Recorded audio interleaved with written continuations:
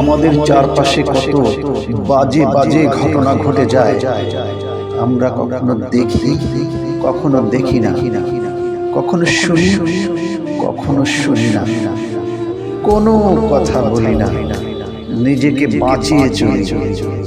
তাই আমার মনে হয় সব পরিস্থিতিতে শব্দরা কথা বলে না, শব্দরাও নিজেকে বাঁচিয়ে চলে। কিছু কিছু সময়ে কথাদেরও শব্দহীন হয়ে যেতে হয়। তাই মনের ভেতরের কষ্টের শব্দগুলো রবের কাছেই বলি। হাসি মাখা চেহারাটা না হয় থাকুক দুনিয়ার মানুষের জন্য।